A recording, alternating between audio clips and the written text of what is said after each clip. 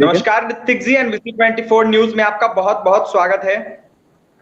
जी, आपको भी अभिषेक सर बहुत बहुत थैंक्स, और एनबीसी 24 की पूरे टीम को थैंक्स कि उन्होंने एसटीईटी के तमाम मुद्दे को अच्छे तरीके से उठाया। बहुत कम ही मीडिया कर्मी हैं सर, चाहे वो सोशल मीडिया प्लेटफॉर्म का प्रयोग करें या फिर प्रिंट जी मीडिया हो, जो मतलब जी कि शिक्षा जगत की खबरों को उजागर करते हैं। इसके लिए आपको जी और आपके पूरे टीम को दिल से थैंक्स। कुछ सवाल रहेगा ऋतिक जी आपसे। लगातार आंदोलन कर रहे थे आप लोग, लेकिन कहीं ना कहीं देखा जाए तो बीच में आप लोगों का आंदोलन जो है वो बंद हो गया था, लेकिन फिर से आप लोग पटना की धरती पे आ रहे हैं, गर्दनीबाग धरना स्थल पे आएंगे और लगातार आंदोलन करेंगे। 6 जून से आप लोगों का स्टार्ट होने वाला है आंदोलन, क्या कुछ तैयारियां हैं इसको लेकर? सर देखिए, आंदोलन दरअसल जी व्यक्तिगत विशेष के लिए नहीं होता है। जी शिक्षा जगत के मतलब में जो कुछ भी हलचलें होती हैं, उसके प्रति मतलब सामाजिक मुद्दों में ही इसको शामिल किया जाता है। तो इसको ध्यान में रखते हुए आपने देखा कि एसटीईटी में मेरिट के कैंडिडेट इसके पहले कई सारे आंदोलन किए और 20 में आंदोलन नहीं हुए। इसके रीजन थे सर कि अ, जैसे 20 में जो कुछ भी हो रहा था, सरकार के द्वारा कई बयान आए थे, तो वक्त का जी इंतजार किया जा रहा था। और ऐसा मोमेंट अब बना है कि 6 जून को एक लास्ट और आखिरी आंदोलन समझ के, या इसे आप भूख हड़ताल कहिए या आमरण अनशन, चाहे जो इसको संज्ञा दीजिए आप, लेकिन ये जी पूरी तरीके से लास्ट आंदोलन होगा, जिसमें मुख्यतः 3 मांग को लेकर के आगे बढ़ना है।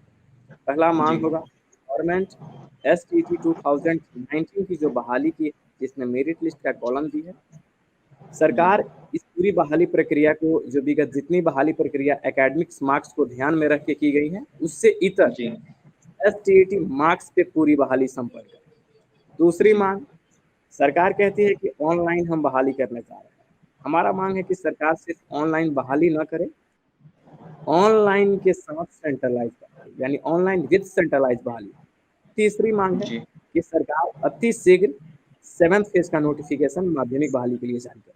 इन 3 मांगों के जी साथ 6 जून को आंदोलन होने वाला है। तमाम अभ्यर्थियों को क्या संदेश दीजिएगा? जो अभ्यर्थी हैं आंदोलन, इस आंदोलन में शामिल होंगे, उनको क्या कहिएगा?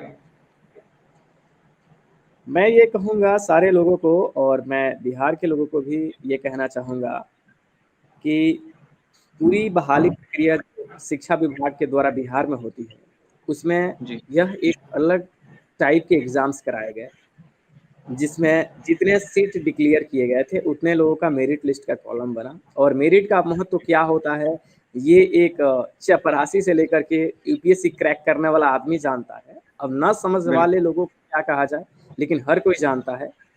तो मेरिट का अहमियत लोगों को भी समझना चाहिए, और मेरिट जी का कभी हीनता के तौर पे ना देखा जाए।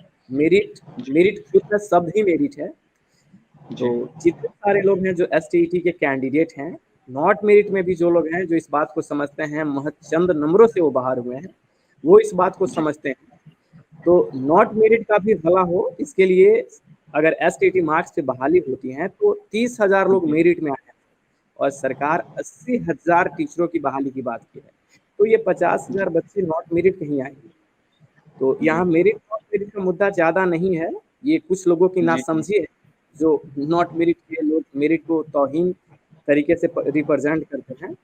यहाँ मुद्दा है कि 7th फेज बहाली में जी सरकार एसटीईटी मार्क्स पे पूरी बहाली प्रक्रिया संपन्न करे, और इसके लिए मेरिट जी नॉट मेरिट दोनों साथ ही हैं सर। जी और ये लोग समझते हैं कि मेरिट क्या होता है, इसलिए एसटीईटी मार्क्स पे अगर बहाली होता है तो सबका भला होगा। कुछ और अभ्यर्थी ऐसा कहते हैं ऋतिक जी कि जो अभ्यर्थी हैं एसटीटी मेरिट लिस्ट में, वो बैकडोर एंट्री से आ गए हैं, पैसे दे के अंदर आ गए हैं, वो लोग पास अभ्यर्थी नहीं है, क्या कहिएगा इस पे? अच्छा चलिए सर, लोगों का एक आदत है, हमारे सोसाइटी का सर, क्या कहिए कि एक मतलब एक तरीके का बनाया हुआ संरचना ही है कि अगर हम जी किसी चीज में हम में कमियां हैं तो लोगों पे हम उजागर करते हैं। जी अब जी नॉट बिल्कुल के जो लोग हैं जिनके मार्क्स महज 70, 80, 85, 90 के करीब है, वो अपना जी फ्रस्ट्रेशन लोगों पे उतारते हैं। लेकिन आपको बिल्कुल एक बात समझना चाहिए सर, कि अगर एसटीईटी में जो मेरिट के कैंडिडेट हैं, अगर वो बैकडोर से एंट्री है, उनका पैरासूट लैंडिंग है, या फिर जी जैसे तैसे उनका सिलेक्शन हो गया है, तो जी इन लोगों को कम से कम अपने एक बात पे कायम होना चाहिए क्योंकि 12 मार्च को जब रिजल्ट जारी किया गया था उस समय बैक और पैराशूट की लैंडिंग नहीं थी। 21 जून का रिजल्ट तब से पैराशूट और बैक डोर की लैंडिंग हो गई। और ये जितने लोग ऐसा बयान देते हैं उनके पास कोई जवाब नहीं है। ये सवाल भी करना उचित नहीं है, लेकिन बस मैं चंद शब्दों में कह देना चाहूंगा कि 12 मार्च के बाद जो 21 जून का रिजल्ट आया था, अगर एक भी कैंडिडेट का 80,000 में एक नंबर का डिफरेंट हो 12 मार्च और 21 जून में, तो पैराशूट लैंडिंग हम बोल सकते हैं, पर ना समझ लोगों को कैसे समझाइएगा। 80,000 में कोई एक कैंडिडेट है, डेफिनेटली वो मेरे सामने अपना मार्कशीट दिखाए विथ प्रूफ के साथ, सरकार के अगेंस्ट आ जाऊंगा सर, इससे ज्यादा क्या कहूँ। तो जो बोल रहे हैं उनको बोलने दीजिए, क्योंकि आप देखिए कि कभी भी लड़ाइयाँ जो होती है सर वो सच के अगेंस्ट ज्यादा होती है जी। अब 50,000 बच्चे ये हैं, 30 मेरिट के कैंडिडेट हैं, ये कुछ करते नहीं है, ये मेरिट को बस उकसाने का काम करते हैं। ये कहते हैं जी, नोट मेरिट के अभ्यर्थी इस आंदोलन में शामिल होंगे कि नहीं? नॉट मेरिट के कैंडिडेट सर शामिल होंगे। एक और बात, जो नहीं शामिल होंगे सर, किसी पे दबाव नहीं होता, क्योंकि ये सिर्फ एक आदमी का मांग नहीं है सर। ये 80,000 रिक्रूटमेंट प्रोसेस में जो सरकार नियमावली जारी करने वाली है वो अति शीघ्र जारी करे।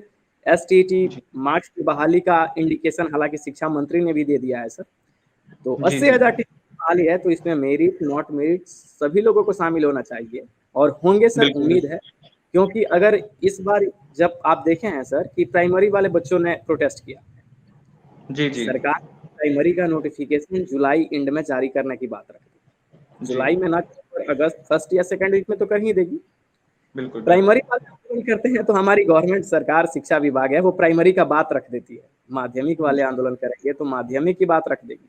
यानी कि ब्रेकर प्राइमरी में भी 2 ब्रेकर वो कर देगी, बीटेड सीटेड को लेकर के, स्टेट में भी मेरिट नॉट मेरिट को लेकर के ब्रेकर बना ही दी है, और इसमें भी बहाली प्रोसेस प्राइमरी का कुछ और, माध्यमिक का कुछ और। ये ऐसा कर करके बहाली के बीच में खाई पैदा करती है, जिससे ये बहालियां कंटिन्यू मतलब एक रेदम में कंप्लीट ना हो।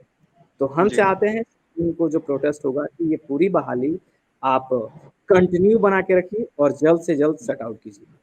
और रीजन इस पीछे है सर, विगत 2 सालों में आपने देखा होगा कि हमारे बिहार के अंदर में 19 के बाद से 6,400 कुछ स्कूल है जो मिडिल स्कूल या प्राइमरी स्कूल थी, उनको अपग्रेड करके माध्यमिक और उच्च माध्यमिक में तब्दील किया गया है, 9th 10th और 11th 12th। लेकिन सरकार की ये मतलब सिर्फ मीडियाबाजी थी।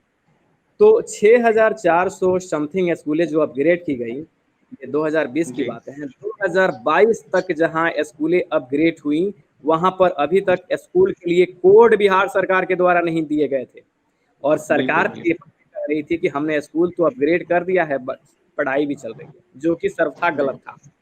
2022 से जितने भी स्कूलें अपग्रेड हुई हैं वहां पे अभी कोड भेजे गए हैं, और कोड दे करके हर एक जो डिस्ट्रिक्ट एजुकेशन ऑफिसर्स होते हैं उन्हें लेटर भेजा गया है और कहा गया है कि 2022 और 24 सेशंस में नामांकन कंप्लीट किया जाए और यहाँ सुचारू रूप से एडमिशंस लिए जाए, और इसके लिए रजिस्ट्रेशन की सारी प्रक्रिया कर ली गई है।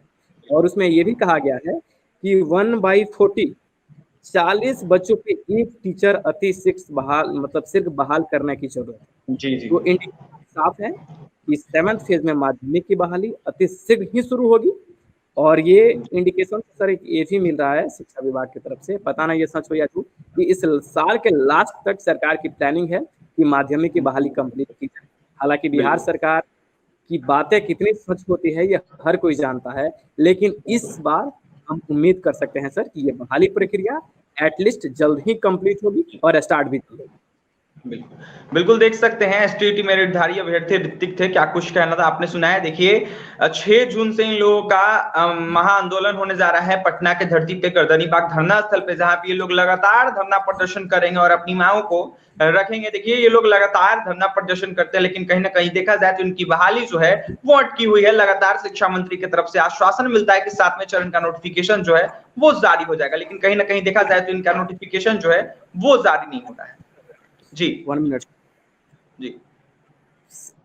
जितने मेरिट के कैंडिडेट हैं मेरिट के कैंडिडेट एक बात समझ लें, आप हम जानते हैं कि मेरिट में मैक्सिमम कैंडिडेट जो सिलेक्ट हुए हैं वो काफ़ी कॉम्पिटिटिव नेचर्स के बहुत सारे एग्जाम्स दिए हैं, क्वालिफाई भी किए हैं, पर वो अभी तक सिलेक्ट कहीं फाइनली नहीं हुए। जैसे मैं भी, हर किसी का हालात वही है सर, कमोबेश। उनसे मैं यही कहूँगा कि तैयारियां तो चलती रहेगी, लेकिन ये जॉब मतलब अब आपके सामने है, कुछ चंद महीनों में आप अपने स्कूल में पदस्थापित होंगे। इस बात को समझिए, आप थोड़ी सी लापरवाही आपको बर्बाद कर सकती है और आपकी थोड़ी सी जागरूकता आपको जल्द किसी न किसी माध्यमिक स्कूल में बहाल कर सकती है। इस बात को समझिए। आप लोग 6 जून से जो आंदोलन हो रहे हैं, विगत जितने भी आंदोलन हुए हैं उससे अलग आंदोलन ये होगा। आप लोग सपोर्ट कीजिए। यहाँ मेरिट नॉट मेरिट की बात नहीं है, क्योंकि 37,000 मेरिट के कैंडिडेट हैं, 80,000 बहाली होने जा रही है। तो नॉट मेरिट में भी जो 190 नंबर के आसपास एसटीईटी का जिनका अंक है, चाहे वो नॉट मेरिट में ही क्यों ना हो, उनको इस आंदोलन का सपोर्ट करना चाहिए। बाकी जितने सब्जेक्ट हैं उस सब्जेक्ट के सारे लोगों का सिलेक्शन दिख रहा है। जैसे कि लैंग्वेज में सर देखिए, संस्कृत, हिंदी, उर्दू, इंग्लिश, मैथ में भी इतने सीटें इंक्रीज हो रही हैं सर कि नॉट मेरिट के सभी लोगों को ले लिया जाए, फिर भी ये सीटें फुलफिल होने नहीं जा रही। इस बात को समझते हुए 6 जून को आंदोलन में अगर आप प्रेजेंट होते हैं तो सरकार तुरंत आपके बारे में भी, आपके विषय में भी या माध्यमिक बहाली के लिए नोटिफिकेशन तक रिलीज कर सकती है। ये बात समझते हुए अपने लिए आप जरूर आगे आइए। बिल्कुल बिल्कुल, तमाम अभ्यर्थी एक साथ आए, ऐसा रिक्ति का कहना है। और 6 तारीख को आंदोलन होने जा रहा है, जिसमें तमाम अभ्यर्थियों को इन्होंने बुलाया है। फिलहाल और भी तमाम खबरों के लिए बन रहे NBC 24 न्यूज के साथ। हमारे चैनल को सब्सक्राइब करें, पेज को लाइक करें। बहुत बहुत धन्यवाद।